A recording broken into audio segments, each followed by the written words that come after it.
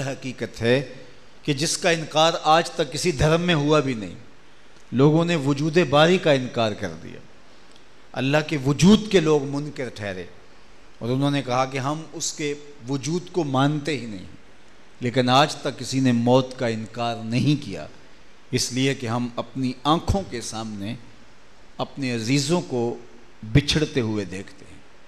کتنے لوگ تھے کہ جو اس دھرتی کا نمک سمجھا جاتے تھے، کتنے لوگ تھے کہ جو بزم عالم کی روشنی کہلاتے تھے، کتنے لوگ تھے کہ جن کے بغیر کاروبار زندگی رک سا جاتا تھا، کتنے لوگ تھے کہ جس کے بارے میں یہ سوچا جاتا تھا کہ زندگی کا پہیہ ان کے بغیر چل ہی نہیں سکتا ہے. لیکن آج وہ نہیں ہیں اور زندگی رواں دوا ہے.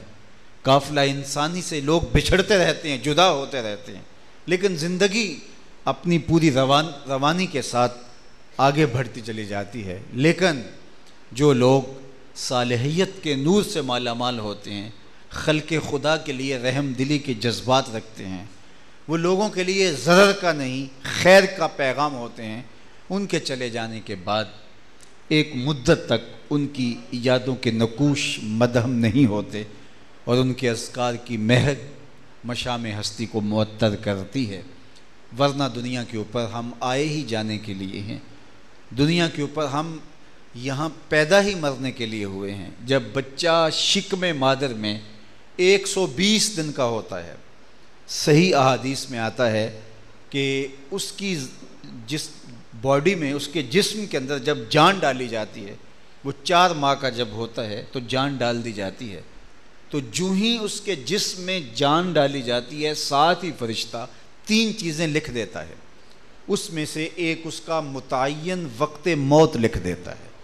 تو گویا جو ہی ہمارے وجود میں زندگی کی رمق پیدا ہوئی، ہماری موت کو اسی وقت طے کر کے لکھ دیا گیا کہ ہم کب جانے والے ہیں. تو ہم ابھی دنیا پہ پہلی سانس بھی نہیں لی تھی، وہ سانس ابھی شکم مادر تھی کہ ہماری موت کا وقت متعین اور طے شدہ ہے.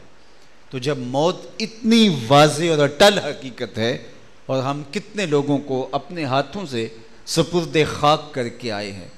حضرت غوث اعظم رضی اللہ تعالیٰ عنہ نے کیا خوب کہا، جاؤ قبرستانوں میں جا کر کے دیکھو کیسے کیسے حسینوں کی مٹی خراب ہو رہی ہے.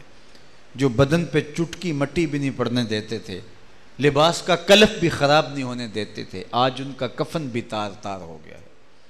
تو میں اور آپ اس مرحلے سے گزرنا ہے. موت سے کسی کو چھٹکارا نہیں ہے. موت کا سن کے گھبرا جائیں، موت ایک خوفناک اور بھیانک خواب بن جائے، موت کا تصور وجود پہ کپ کپاہٹ طاری کر دے، یا موت سے بچنے کے لیے 100 تدابیر کریں، لیکن موت پھر بھی آ کے رہے گی. لیکن جو لوگ اپنی زندگی کو اس خوبصورتی کے ساتھ گزارتے ہیں کہ یہاں رہ کر کے اپنی آخرت کی بہتری کے سامان کر لیتے ہیں، تو موت ان کے لیے سامان اذیت نہیں ہوتی بلکہ سامان راحت ہو جاتی ہے. اور حدیث پاک میں تحفۃ المومن الموت، مومن کے لیے موت تحفہ بن جاتی ہے، چونکہ یہ حقیقی محبوب سے ملنے کا ایک زینہ ہے. جب حضرت ابراہیم علیہ السلام کے پاس فرشتہ قبض روح کے لیے حاضر ہوا تو پوچھا کدھر آئے ہو؟ کہا قبض روح کے لیے آیا ہوں. کہا کہ تمہیں کس نے بھیجا ہے؟ تمہارے رب نے مجھے بھیجا ہے. کہا جاؤ میرے رب کو میرا جا کے پیغام دے دو کہ وہ مجھے اپنا خلیل قرار دیتا ہے.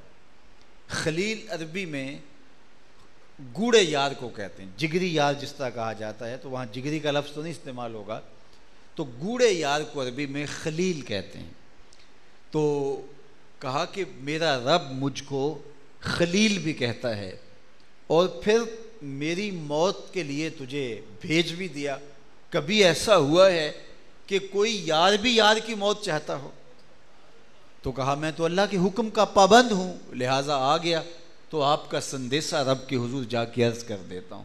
بارگاہ عزدی میں حاضر ہوئے اور کہا کہ تیرے خلیل کو جب تیرا پیغام پہنچایا گیا تو یہ کہا گیا کہ کیا کوئی یار بھی یار کی موت چاہتا ہے؟ رب نے تو مجھے اپنا خلیل قرار دیا ہوا ہے.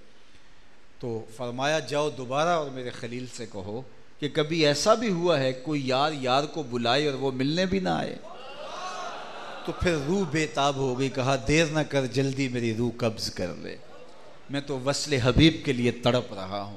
تو پھر موت تحفہ بن جاتی ہے۔ حضرت بلال حبشی رضی اللہ تعالیٰ عنہ کا جب آخری وقت آتا ہے تو ان کی زوجہ ان کے سرہانے بیٹھی تھی، جب سانس ٹوٹنے لگی تو انہوں نے کہا واہ حزن ہو، ہائے افسوس کہ میرا شوہر نامدار مجھ سے جدا ہو رہا ہے، ہائے حسرت، ہائے افسوس۔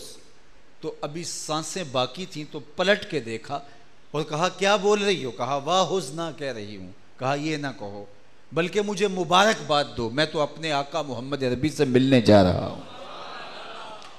تو پھر موت تحفہ بن جاتی ہے، موت پھر بھیانک نہیں رہتی، ورنہ موت ایک بھیانک خواب ہے۔ موت کا خوف